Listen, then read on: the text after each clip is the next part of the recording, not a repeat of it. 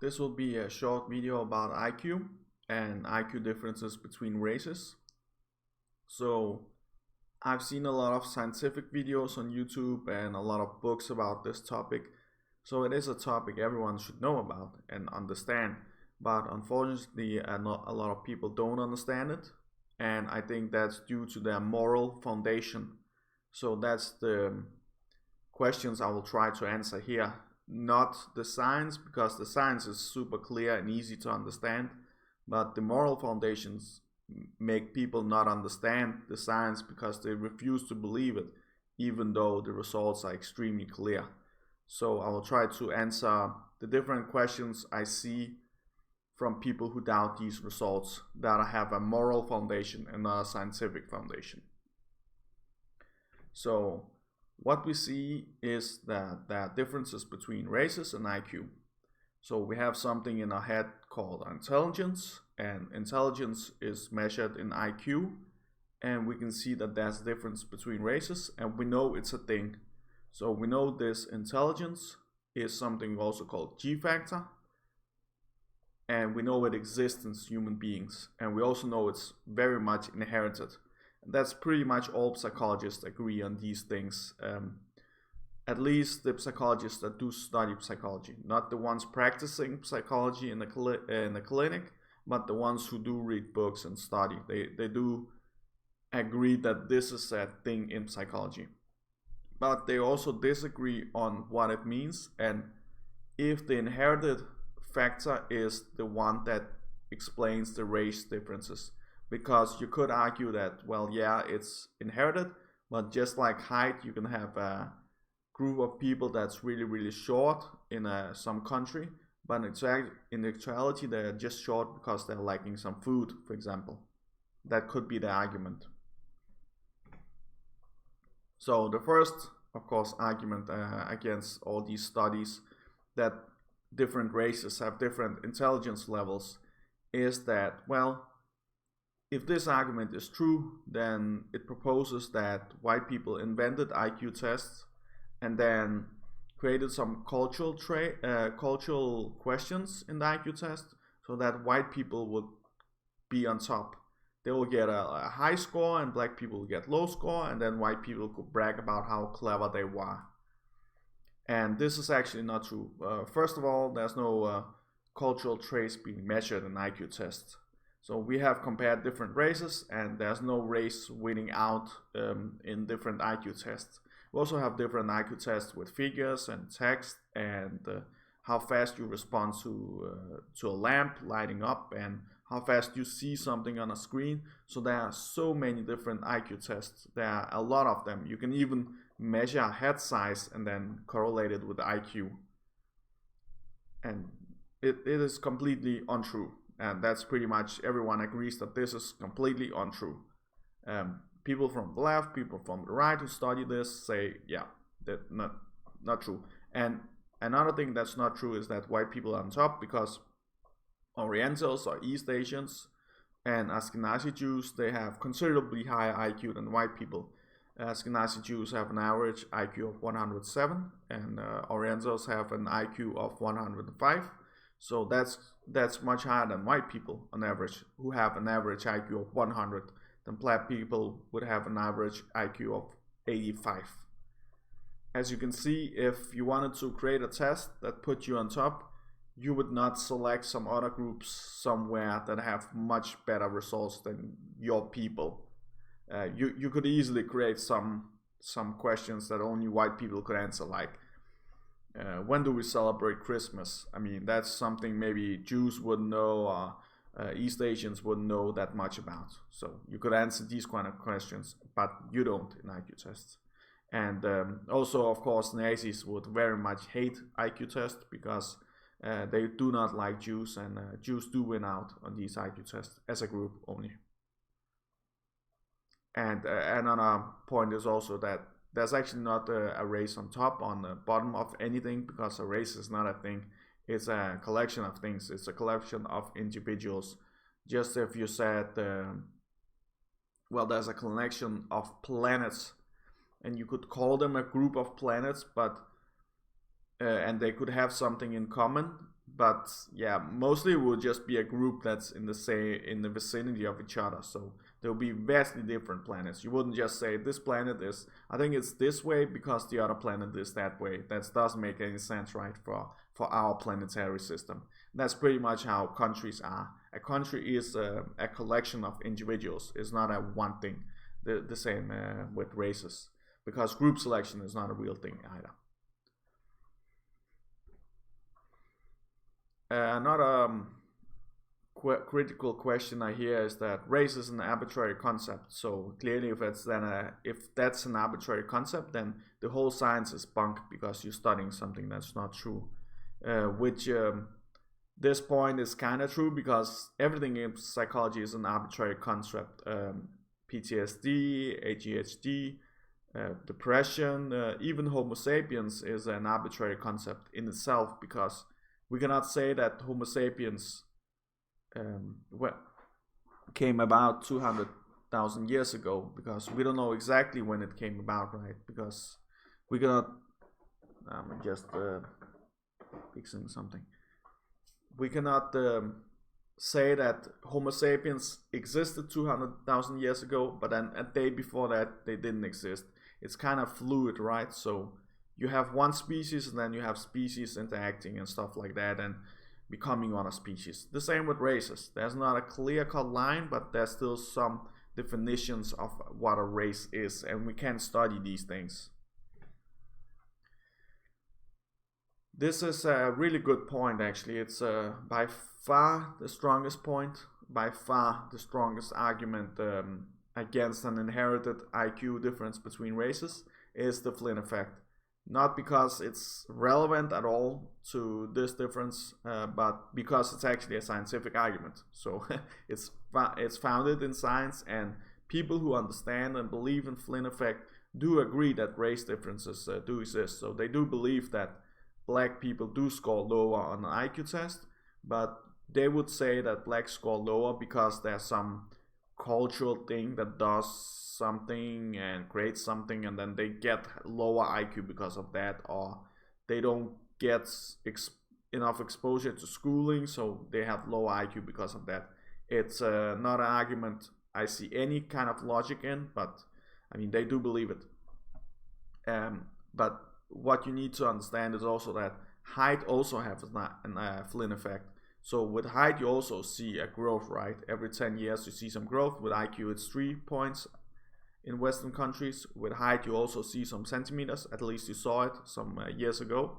But it doesn't mean that all races are equal in height.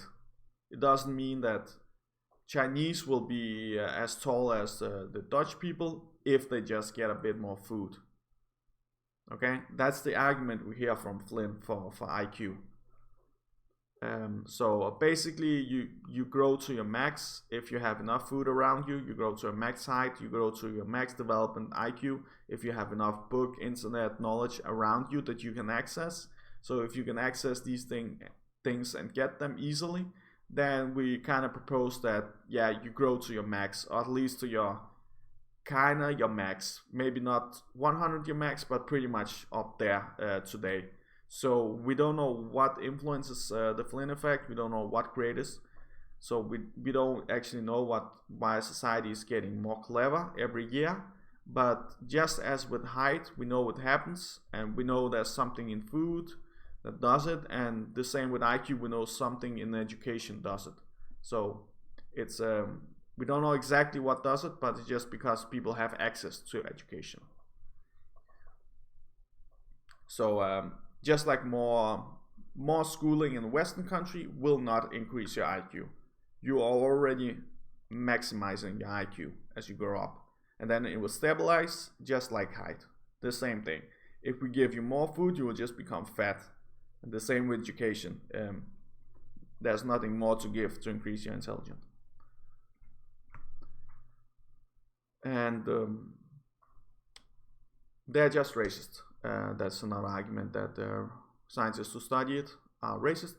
This is unproven claim, so I don't even know if I need to respond to it because it's completely stupid to accuse people of being racist or fascist or whatever or Nazis if you have no proof at all to prove this. We know most scientists are left-leaning. We know most social scientists are left-leaning. Most people who study psychometrics, G-factor, will be left-leaning, that we know, because we see it in all these scientific areas. And you could argue that maybe in psychometrics you have a bit more right-leaning people. Even though most of them are left-leaning, you still have a few more right-leaning people than in other social science areas. And yeah, I would say that's true, at least compared to gender studies and stuff like that, some real soft science. But yeah, I have not seen these studies that show any of these claims at all. And you can also have left-leaning scientists and black scientists and whatever. Let's see the last point I made. Yeah, even if they were racist, it doesn't really disprove any studies, because the studies are the studies, and often they have something to do with numbers, and they just measure that thing. And we know they just measured it without fixing anything, without changing any results. We know the results are what they are. So even if you ask them and they reveal to be racist, it doesn't really disprove their studies or any other studies. There's also a lot of progressive people who have found exactly the same things. They have also found race differences, and they are extremely progressive, support affirmative action, all that. They have found exactly the same results. This one is true for psychology overall. With IQ, it doesn't really make sense, but with psychology, you do have a huge problem. I think I will go into that point in a later slide. With IQ, you just have a common understanding between countries. So you have a black scientist in Uganda saying one thing, and then the same scientist from Croatia will say the same thing, and then in Brazil, they will all agree on a lot of things in IQ and G factor. So if it was a religion, I would propose that the religion was split up in subgroups that all kind of interacted and got the leader and got something out of being in that religion, and also got some philosophical foundation to think about the world a certain way. So that's not something I see in this science, and also I don't see how so many people can agree on this being the case, that there are race differences in IQ if they live all over the world, and some of them don't even have internet and they don't even communicate. So it's not like it cannot spread like religion in any way, because a lot of them just sit at home and read these books, right? So I don't see any religion here, but let's see what I wrote in my second point. Yeah.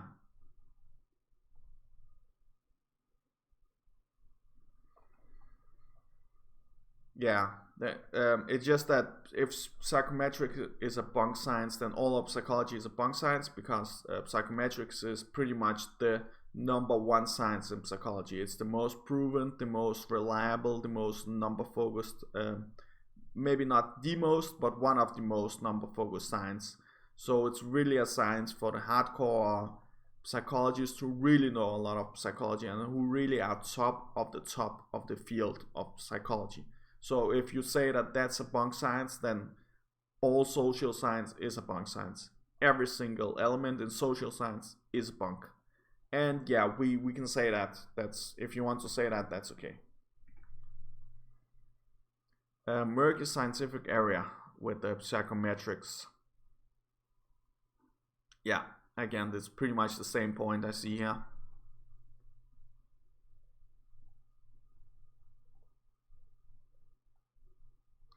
There are a lot of things that scientists believe in and public believe in that are not found in any scientific study, that are completely untrue, and most psychologists will disagree with that, at least most psychologists who know a lot about psychology.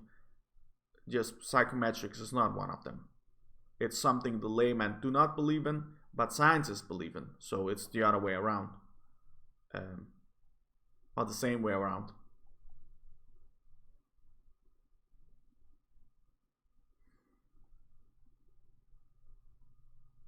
Yeah. And and it's a dangerous subject that may harm people. So that's another argument, right? So if people learn about it, they will get harmed, and we shouldn't teach people about it. Let's say I would just need to read my second point. Yeah, what I'm saying here is just pretty much in the second point that yeah, you can read any studies. There's a lot of left-leaning people who read psychology, who read evolutionary psychology in evolution, and a lot of left-leaning people who call evolutionary psychology evil science. So you can be left-leaning, for example, or be religious and believe in evolution. It's not really a criteria for being extremely biased in any way. You can still think that black people are the best people on earth and also believe that they have lower IQ than white people. Being racist or thinking a race is better than another race has nothing to do with this scientific field at all. It's an emotion. It's not an emotion you create from reading books. It's an emotion you just develop because you interact with people. This is a scientific area. It's pretty much the opposite of an emotion. So it's anti-racist in every way. The more you know, the more you will understand that world is just a collection of individuals, not countries or races. And also, I say that if you want to abolish these studies by law, which some countries do try to do, well, you better have evidence on your side that this is extremely harmful. Right now, I would say that we study people and we know that some people have lower intelligence than other people, and then we can help them more effectively. Just like if people have depression or ADHD, you would say that they are lesser than other people who don't have these things, but we still need to study these areas to help these groups of people.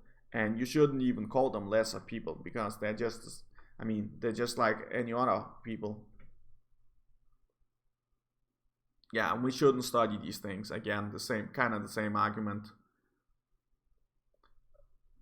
Yeah, I think I make the argument that, for example, with weapon systems, you have invented the atomic bomb, and then later you built a lot of nuclear power plants that saved 15 million lives. So they are built, and then we don't use coal, and then people survive. And that's extremely healthy for our environment, and it saves a lot of animals too, because we don't pollute that much. So sometimes you do invent something that people think is kind of evil, but then actually it's an extremely good thing. Even atomic bombs are actually an extremely good thing, because as soon as the atomic bomb was created, it was used twice, and then suddenly wars kind of faded out. We still have an extreme amount of wars, but all huge nations started doing small proxy wars instead of going to war with each other, because they knew that if they went into a full-on war, it will be mutual assured self-destruction. So the atomic bomb really kept China and Russia and USA at bay, England too, and France. So these countries knew that we shouldn't go in full-on war. We can do small proxy wars here and there, but never escalate a conflict at all, because I don't want to be hit by an atomic bomb. And there's no way I can defeat a country without getting hit by some kind of bomb of that degree. Yeah, and so far, this is the same argument that psychometrics has helped billions of people, and I don't know if it has hurt anyone. I know there are some who have used these scientific results in a bad way, but that kind of applies to all science in everywhere. So I don't know if this science at all was used by any big government ship anywhere. That's not the case. I don't think that's at all, because psychometrics was always a small scientific field. Very few people believe it, and even extreme racists really don't believe it at all, and racists don't believe it at all, so they're not really using it. Yeah, this one is true, that most psychologists unproven claims, completely and utterly true. Maybe 95% of psychology and psychology studies are just kind of created studies that people write a lot of fancy words and kind of say that this is true, this is not true. And this is also what you see a lot of in the IQ, that people just write some words without studying anything, without reading any studies, and then they conclude that IQ is this and IQ and that.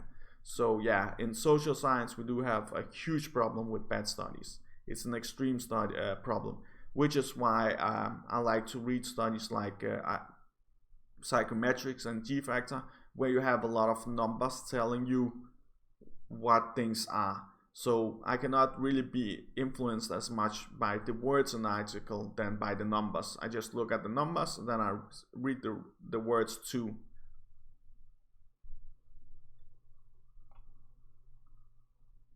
Yeah.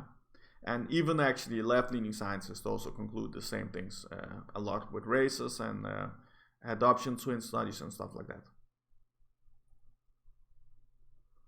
This one, I really hate this. Really irritating. But that's how I feel about all of psychology when it starts to become a guessing game by the layman. I really despise it, and I see it a lot on Facebook, especially where people make it into a guessing game, and also in conversations with laymen I have that they're just guessing and saying, "Man, I think intelligence is this and is that, and I think races are this and that." And I think the studies would show this and that, but you're guessing on what studies are showing. There are a lot of studies you can read. We have done studies on pretty much everything you can you can think of. So you just read the studies and you see what they show. Instead, I get people telling me that if we did a study, I'm sure we will find this and that effect. Yeah, we have done this study. We have done it 100 times before. So yeah, go out and read it. Come on. And what you're saying is completely untrue. All these 100 studies have shown the complete opposite effect.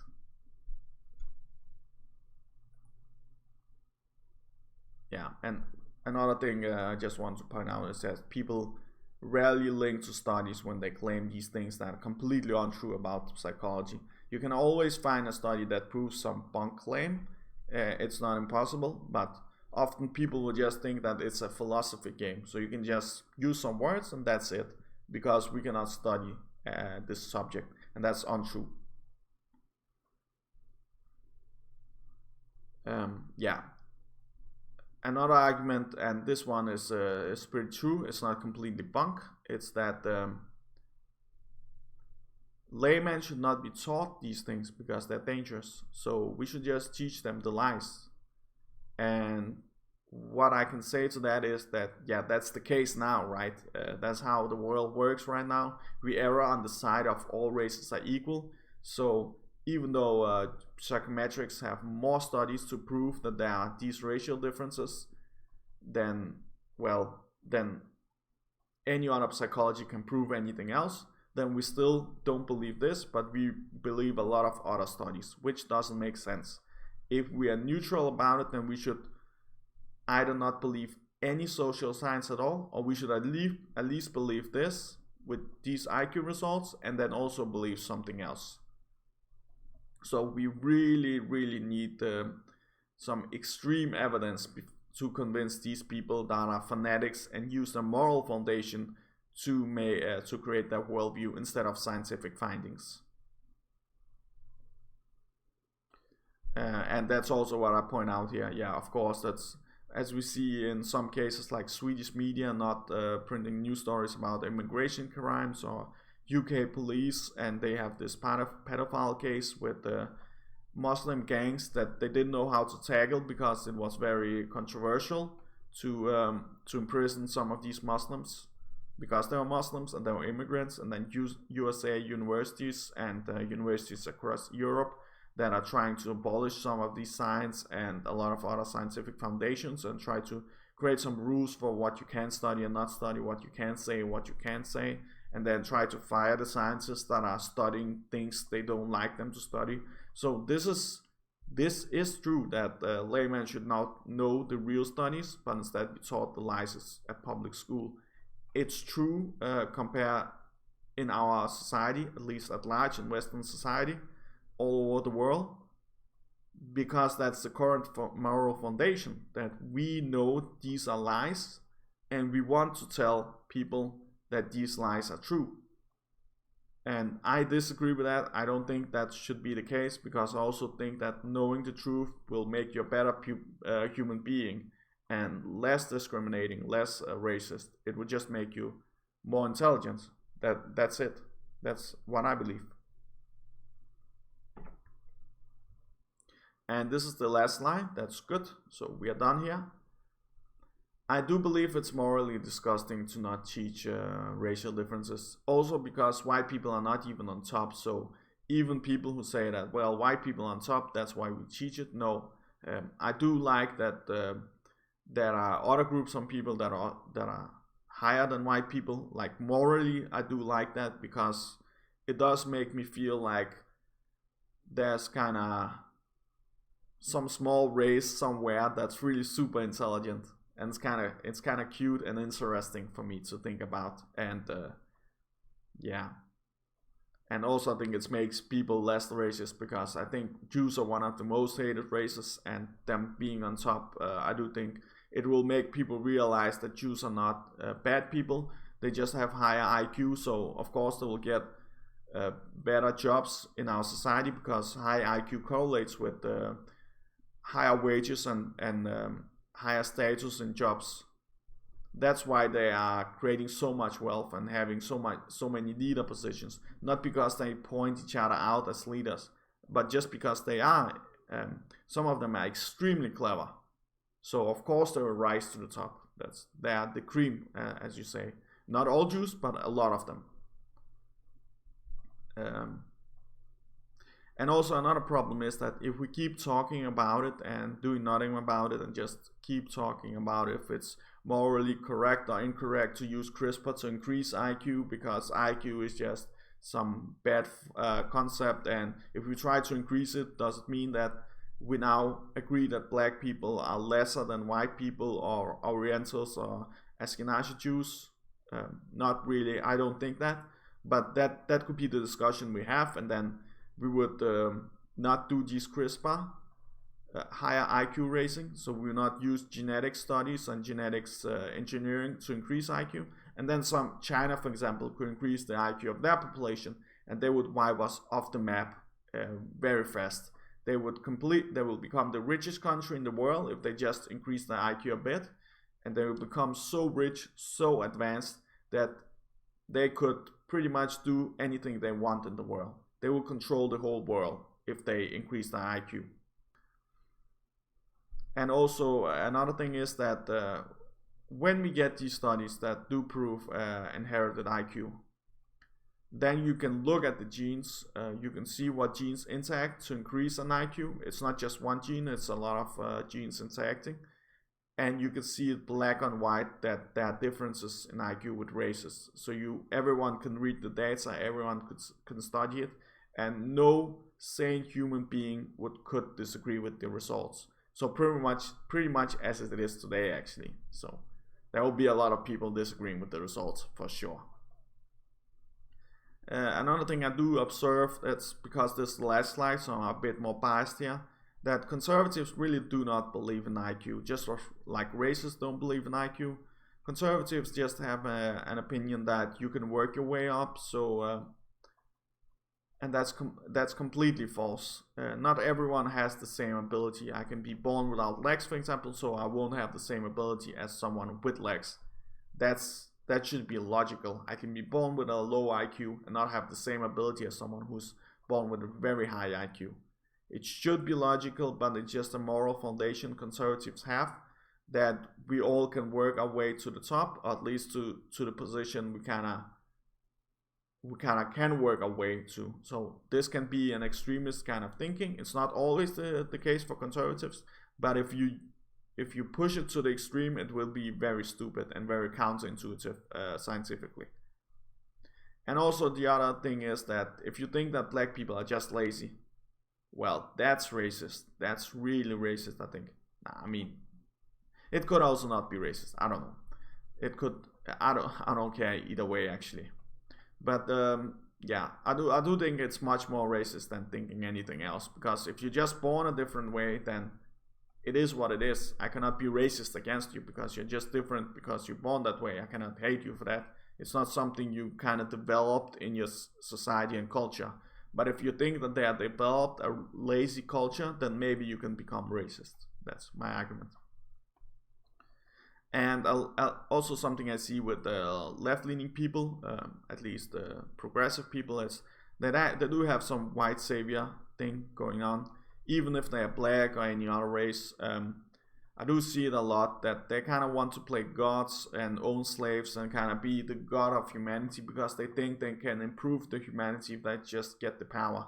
So what it can lead to is fascist states like communist states like Soviet Union and China and North Korea, Cuba and stuff like that, where you have a dictator kind of thinking that he can improve the country and then getting all the power and then killing all the people who disagree with him because he can improve the world, and if they take the power from him, then he cannot improve the world anymore.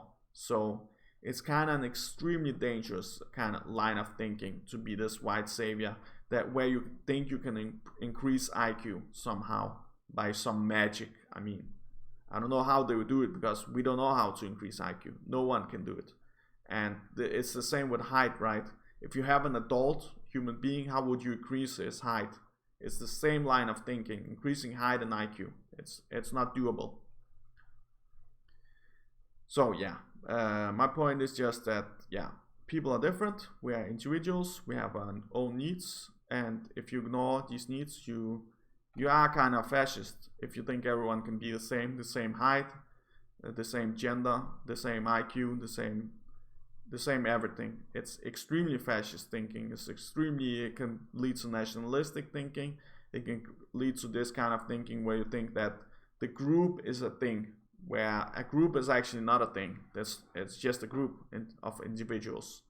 So I don't think that racist people do believe in any of these IQ results. I don't think they even care about IQ results. That's what I see. Probably racists are the group least likely to believe in the IQ studies and race differences, just because it's foundation of science. So their foundation is a moral point of view, and if they try to read into these studies, they would have to read more into the studies and believe more of them, and then they will stop being racist because they will see that these IQ studies actually disprove everything they believe about the world. So I do think maybe they dab a bit in it, but mostly overall they do not believe the science. I don't know if that's the case, but that's just what I see. That when you have a racist person, he will not believe in any of these studies. And when you have an extreme leftist or extreme conservatives, they will not believe in these studies at all. And then conservatives do not believe in IQ differences. They really do not. Left-leaning people, I mean, some of them do a lot of science. So a lot of them do see some IQ differences, but they tend to be extremely idealistic in how they want to see the world. So yeah, I see all problems in all these groups, and pretty much you have to try to be as objective as you can and be as fair as you can and just read the studies and come to some conclusion, because all the moral foundations will just lead you astray. It will lead you to some foundation of a worldview that is not consistent with science. That's all, because now I'm also starting to lisp. Thanks.